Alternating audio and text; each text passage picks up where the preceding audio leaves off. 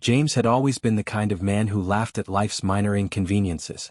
He had a calm, almost clinical way of approaching problems, and he believed humor could solve most misunderstandings. That was why, the morning it happened, he laughed. I had said it lightly, almost jokingly, the kind of comment that, in hindsight, should have been taken seriously. But James, ever patient, had only smiled, thinking I was teasing. He never imagined that a single careless word, a flippant remark, would become the beginning of the end of our marriage. Our life together had felt secure, comfortable in its predictable rhythms. 7 years of marriage had given us routines we rarely questioned. Morning coffee in the kitchen, quiet evenings on the couch, shared glances across the dinner table that needed no words. But beneath the surface, I had begun to feel a subtle restlessness, a craving for validation, for attention that I felt was fading with time. I didn't see it as dangerous. I brushed it off as a fleeting desire, a thought too small to alter anything. I laughed at it, telling myself it was just human nature. That morning started like any other. I was in the bathroom brushing my teeth when the thought came unbidden. What if I told him? What if I admitted the truth behind the small lies, the flirtations I had thought were harmless? I shook my head and laughed aloud at myself, the sound echoing against the tiles. James was in the living room, his laptop open, fingers moving across the keyboard. He glanced at me through the reflection in the mirror. "Everything okay?" he asked, his voice calm, unassuming. I smiled, waved him off. "Just a silly thought," I said.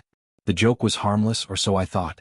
I hadn't anticipated the weight my words would carry, the way they would latch onto his mind and twist reality into something unbearable. James had always been loyal, deeply committed, the kind of man who believed in action over words.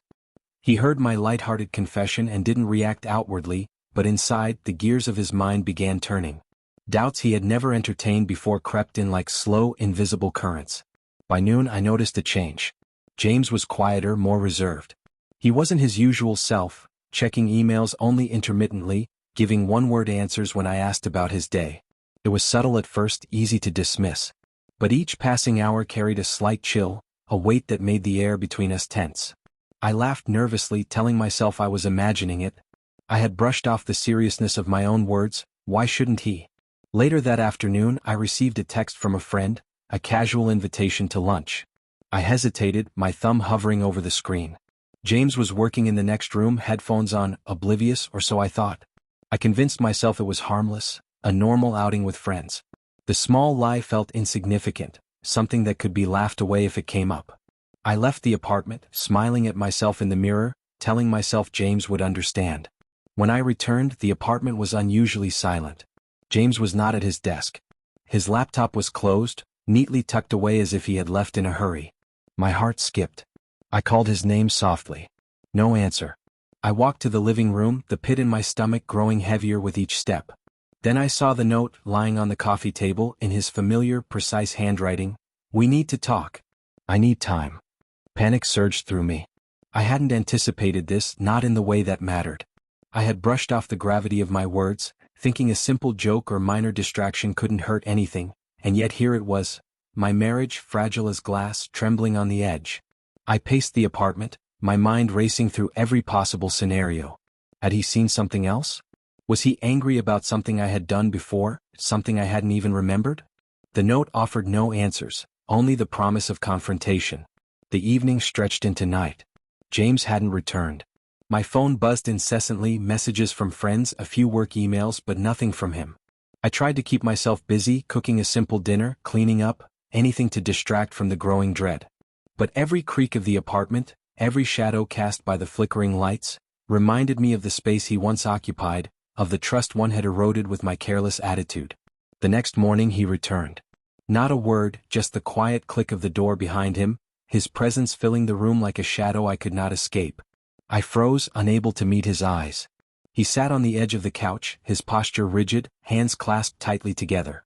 The calm man I had married was still there physically, but the warmth, the easy trust, the humor, all gone. He looked at me not with anger, not with contempt, but with something heavier, disappointment so profound it pressed down on me like a physical weight. "I heard you," he said finally, his voice steady but carrying an undercurrent I could not place. I swallowed hard, fumbling for words. I wanted to laugh it off, to tell him it was just a joke, but the words stuck in my throat. He didn't give me the easy escape I had relied on for years. He waited, letting the silence stretch between us, a chasm widening with every heartbeat. I realized then that my flippancy had consequences I could not undo. I tried to explain, stumbling over my sentences, trying to minimize, rationalize, and justify all at once. Each attempt was met with the same calm gaze, the same measured patience, and yet behind it, a storm I could sense but not control. James didn't yell, didn't demand. He simply reminded me, through the quiet authority of his presence, that trust once broken could not be pieced together by laughter alone. By mid-afternoon, I understood the reality fully. My joke, my careless words had not been trivial. They had been seeds, planting doubt and suspicion in a mind that once saw only security. I had underestimated the power of a flippant remark, the weight of casual dishonesty, the fragility of human trust. And as I watched him quietly walk to the bedroom, close the door behind him, I felt the first true pang of fear. Losing him not as punishment, but as a consequence of my own inability to recognize the seriousness of my actions.